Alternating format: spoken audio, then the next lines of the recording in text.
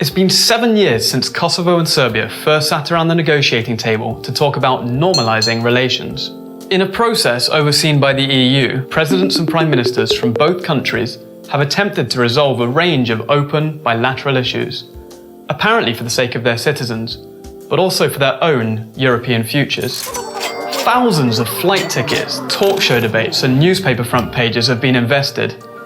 Now, the dialogue has entered its so-called final phase, with a decisive handshake penciled in for spring 2019, ahead of European elections. Recently, the idea of territory exchange has also been thrown into the mix.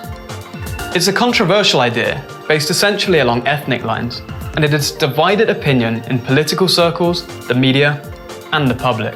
So, how did we get here? The dialogue initially began as technical talks in 2011, and by 2013, a much-hailed historical agreement became the first milestone in the normalization of relations. It was also the first step in the political phase of discussions. All in all, 20 agreements have been reached so far, but they have been characterized by what is known in diplomacy as constructive ambiguity. That's the art of using deliberately vague language that each side can interpret in their own way.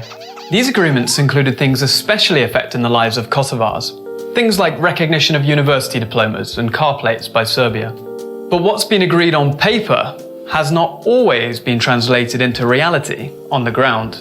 Out of 17 technical agreements, only 4 have been fully implemented. Meanwhile, none of the 3 political agreements have been realised. And if anything, it's these ones that have tended to cause the most opposition and controversy.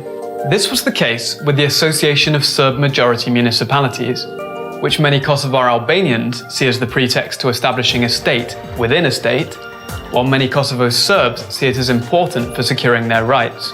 In some instances, the contrast between what's been agreed on paper and what's happened in reality has just been ridiculous.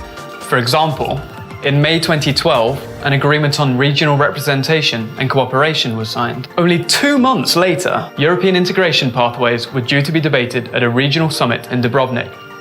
But Serbia refused to attend, simply because Kosovo was due to be there. 2 years later, Serbia voted against Kosovo's membership of the Adriatic Charter. That's a regional association of countries aimed at their movement toward NATO membership. Then there are issues with an agreement made in 2011 that is supposed to facilitate freedom of movement across the border. Despite this deal, Kosovar citizens have often been denied entry into Serbia. Some of those turned back at the border include a karate club and artists, as well as elected deputies such as Vjosa Osmani and Mayor of Prizren, Mutahar Hashkuka. And these aren't the only examples of non-normalized relations. Kosovo's government has hardly done its best to integrate Kosovo Serbs. Basic documents in the Serbian language can still be hard to get hold of from public institutions. Some residents still struggle to get Kosovo identification documents or citizenship. And until recently, Serbs in the north of Kosovo had struggled for years to get their Serbian driving licenses transferred to a Kosovo version. Things really started heating up politically in 2017. It was a year marked by elections in both countries. At the beginning of that year, then Kosovo opposition leader Ramush Haradinaj was arrested for war crimes in France on an old Interpol warrant issued by Serbia. Only a couple of weeks later, ahead of elections in his country, Serbia's then Prime Minister, Aleksandar Vučić, sent a train towards North Mitrovica, with the words "Kosovo is Serbia" splashed across it in no less than 21 languages. At a time of heightened tensions, there was genuine concern over a potential escalation of the situation near the border. Security forces mobilized, and politicians on both sides spouted out warlike rhetoric. Tensions re-emerged in March 2018, with the arrest in the north of Kosovo of Marko Đurić, the head of Serbia's so-called Office for Kosovo and Metohija. The nature of his arrest was highly controversial and was widely analysed as being a political charade. Đurić was snatched by Kosovo's special forces and dragged through the streets of downtown Pristina amid a media circus, only to be deported a few hours later.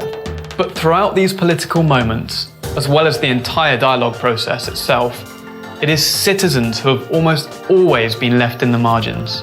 For example, in 2016, a survey showed that over 75% of Kosovar citizens did not feel involved enough in the dialogue process. And almost half of those surveyed said they weren't even aware of any agreement having been reached. Things haven't changed much in the meantime. A survey published this year found that 51% of Kosovar Albanians and 31% of Kosovo Serbs believe the dialogue has not contributed to improving Kosovo's relations with Serbia. So, while we continue to witness politically manufactured tension and to hear talk of border changes, has the dialogue process really done anything to move Kosovo-Serbia relations forward?